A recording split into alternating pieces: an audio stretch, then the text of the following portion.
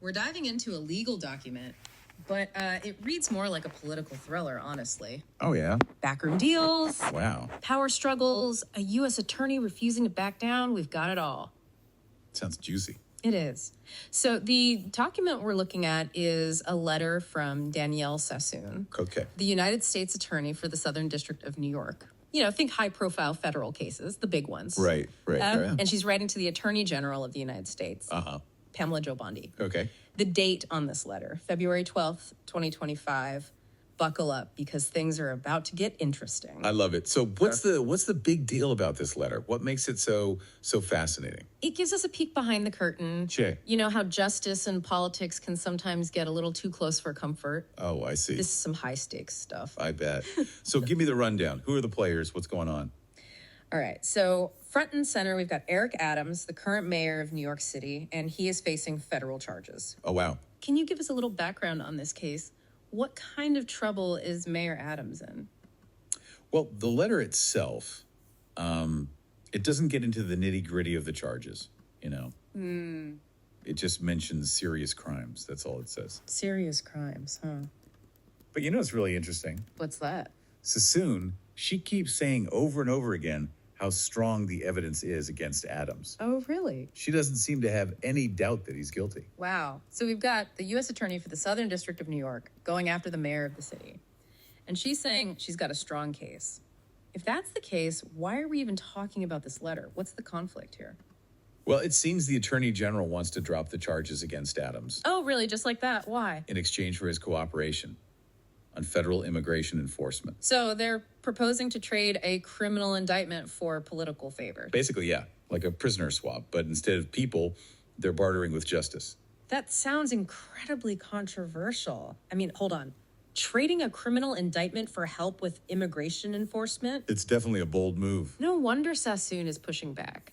It almost feels like they're trying to use the justice system as leverage to get what they want politically. And Sassoon, she really lays into them about it. What does she say? She argues that this deal, it just violates the very core principles of equal justice and prosecutorial ethics. It sets a dangerous precedent, you know. Yeah. Rewarding political maneuvering with leniency, that's a slippery slope. I'm starting to see why this letter is making headlines. Oh, yeah. So she's essentially accusing the Attorney General of trying to politicize the justice system for their own gain. Pretty much. That's a huge accusation to make. Does she offer any examples, any specific cases to back up her claim that this is a bad deal? She does. She brings up, remember that controversial Victor Bout prisoner exchange? The arms dealer. Yeah, I remember that one. Where they swapped him for an American prisoner. That caused a lot of uproar. A lot of people felt like they let a dangerous criminal go free. Exactly. So she's using that case, not saying that Adams is an arms dealer or anything. Right. But she's saying, you know, sometimes politics, it gets in the way of justice. Yeah. And she makes another really good point. What's that? Adams is offering something that he's already legally obligated to do. What do you mean? Enforce federal law. It's not like he's giving up anything special. So it's not a real bargaining chip. He's just agreeing to do what he's already supposed to do. Exactly. It kind of weakens the Attorney General's whole argument, doesn't it? It makes the whole deal seem even more suspicious, for sure. And this is where it gets even more interesting. Because Sassoon doesn't stop there. She also challenges another justification they're using for dropping the charges. And what's that? That this is all just politics. Oh, really? That it's all just political maneuvering. What's she referring to there? Well, it's a bit complicated, but the Attorney General's office is suggesting that the case against Adams, it might be politically motivated. Oh, wow. So they're trying to turn this around and make it seem like... They even used the term weaponized to imply that the justice system was used unfairly to target him. Weaponized. Yeah. So they're saying this whole thing is a political hit job designed to damage Adams. That's exactly what they're implying, and I can only imagine how that went over with Sassoon. I bet she had something to say about that. Oh, she did. But we'll have to save that for the next part, our deep dive. So last time we left off with the Attorney General's office basically accusing the previous U.S. attorney of playing politics with this case. Right. How does Sassoon respond to that? Oh, she responds. She systematically dismantles their claims point by point. Give me the details. Okay, so first, she tackles the timing of the indictment. They're saying Williams timed it to hurt Adams right before the election, right? She points out that the investigation into Adams This whole thing started way before Williams even took office. So it wasn't some last minute thing he cooked up to influence the election? Nope, not at all. It was already in motion. And she emphasizes that multiple career prosecutors, these are experienced people, not political appointees, they all supported the charges against Adams. So this wasn't just Williams going rogue? Not at all. It was a team decision based on the evidence. They all agreed. Okay, so she's addressed the timing issue. What about the claim that Williams was trying to sway public opinion by speaking out after he resigned? She goes after that too. She points out that the judge overseeing the case, he specifically said there was no evidence of leaks coming from the prosecution team. So no one was trying to manipulate the media or anything like that? Not according to the judge. And this actually weakens the Attorney General's argument that Williams was acting unethically. Yeah, I see what you mean. It's like she's saying, look, we followed the rules, the evidence is solid, and this whole weaponization narrative is just nonsense. It's interesting that she brings up the judge's ruling on pretrial publicity. Yeah. Remind me what that's all about and how it fits into her argument. Pretrial publicity. Oh, that's media coverage of the case before it even goes to trial. Right. The concern is that all the media attention, especially if it's biased, it could prejudice potential jurors, make it hard to have a fair trial. So if Williams had been leaking information to the press, making Adams look bad, that could have tainted the jury pool. Exactly. But the judge in this case specifically said that the pretrial publicity hadn't prejudiced the jury pool. So that kind of blows their argument out of the water. So she's saying that Williams wasn't trying to influence the jury through the media or anything like that. Right. She's really shutting down all their attacks, isn't she? She is. It's like she anticipated every single one of their arguments and had a counter ready to go. She's definitely not backing down from this fight. Nope. So we've heard Sassoon's arguments against this deal, this prisoner exchange, and her response to those weaponization claims. Yeah. What about her own feelings on all of this? What does she say about her role as U.S. attorney and how she sees her duty in this case? Oh, she makes it very clear she can't dismiss these charges, not in good faith, not based on these flimsy justifications and political pressure. So she sees it as a violation of her oath. Absolutely.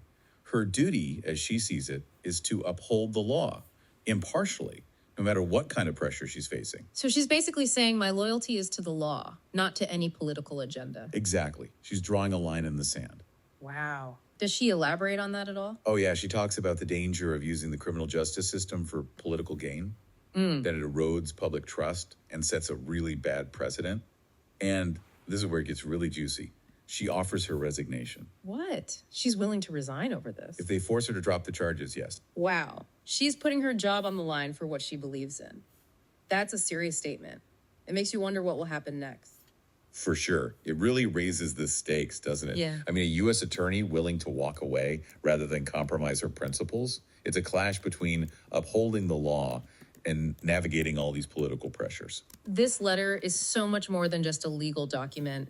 It's a window into those tough choices that prosecutors sometimes have to face. Absolutely. What are your thoughts on this whole situation? Well, what I find fascinating is how this case reveals the potential for conflict between different levels of government. Like, what do you mean? You've got the Attorney General, right? She has the authority to oversee U.S. attorneys and set the big picture priorities. And then you've got the U.S. Attorney who's responsible for making decisions about individual cases in their district. So there's this balance of power that needs to be maintained. Right. And you mentioned earlier that the Attorney General could actually force Sassoon to drop the charges. But that's not something that happens very often, is it? So this situation, it's pretty exceptional. It is. And the fact that Sassoon is willing to resign rather than go along with it, that adds a whole other layer of complexity. For sure. So we've gone over the arguments on both sides. Yeah. But what about Eric Adams himself? He's been weirdly silent throughout all of this. Yeah, you'd think we'd hear more from him. Does the letter give any clues about his position on all of this? Well, it does mention that he's agreed to the dismissal, which, I mean, given the situation, it's not really a surprise. It would get him out of this whole legal mess, wouldn't it? Exactly. But it does raise some eyebrows, doesn't it? Like, what do you mean? If he were truly innocent, wouldn't he want to fight the charges? Clear as name. You'd think so, right? But we have to remember, trials, they're expensive, time-consuming, and you just never know what's going to happen. You could be innocent and still get a guilty verdict. And for Adams, the stakes are incredibly high. He's the mayor of a major city. A trial would be a huge distraction. It could ruin his reputation even if he is acquitted. Exactly. So from a practical standpoint, taking the deal, even if it makes him look kind of guilty, it might be his best option. It's a pragmatic choice. It is. But it kind of supports Sassoon's argument, doesn't it? How so? That this is all about political maneuvering. If Adams was truly confident in his innocence, he'd probably want to fight this in court, prove he's done nothing wrong. It's a tough spot to be in, for sure. Innocent until proven guilty, but then there's the political reality and public perception. Right. It's a really tricky situation. This whole case, it's like a textbook example of how different forces, legal, political, ethical, how they can all clash and get so tangled up. Yeah, it really highlights the need for a justice system that's transparent and accountable. What do you think happens next? What are the possible outcomes here? The big question is, will the Attorney General actually force Sassoon to dismiss the charges? What do you think? If she does, it would be a huge deal. It could send the message that politics trumps the law.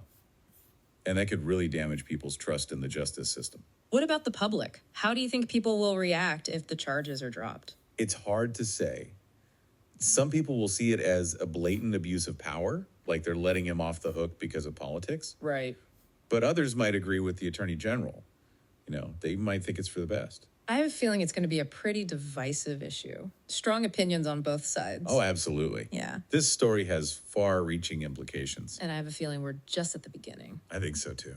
It'll be fascinating to see what happens next. This whole case, it's got so many layers. Legal, political, ethical. Yeah, it's a reminder that justice, it's messy. It is. It's complicated. Well, thank you so much for taking this deep dive with us. My pleasure. It's been really eye-opening, to say the least. It's a fascinating case, for sure. I'm definitely going to be following this one closely. Me too. And thinking about all the questions it raises. Definitely a lot to unpack here. Thanks for joining us. Of course. We'll be watching this story as it develops, see what happens next.